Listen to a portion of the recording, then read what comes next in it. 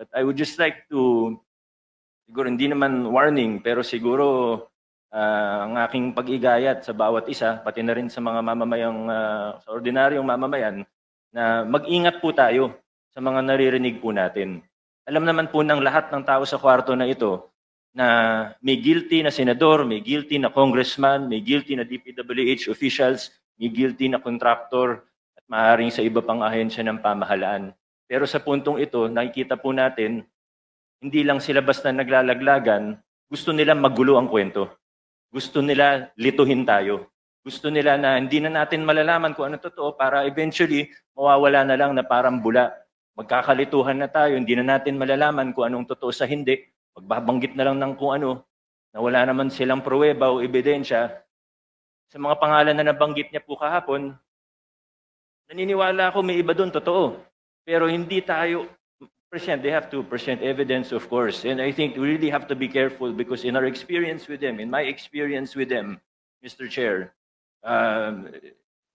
these are people who are really capable of lying without batting an eyelash. So we have to be very careful in how we proceed.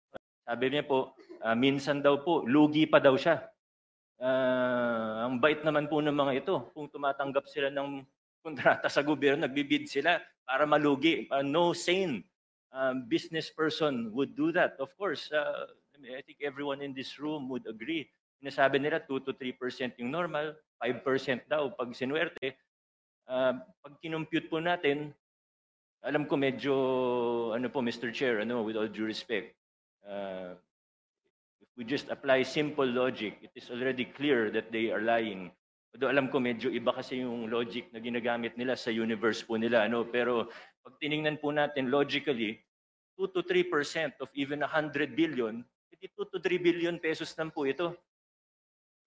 Sila naman po yung nagmalaki at nag-flaunt.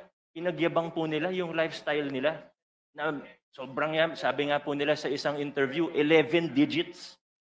Sabi po nila, pinagyayabang nila, 11 digits. Sabi ni Ma'am Cesara, 11 digits ang assets nila.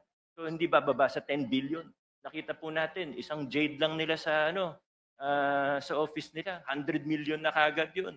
Yung mga sasakyan, if they paid the correct taxes, it would easily reach almost 1 billion, if not more than 1 billion. How will you afford that if you're only earning 2 to 3% profit? Sabi naman nila, wala silang private contracts. Ayaw na daw nila sa private kasi maliit ang kita. Nasa interview din po nila. So, buti na lang po ang isda ay nahuhuli sa sarili nilang bibig.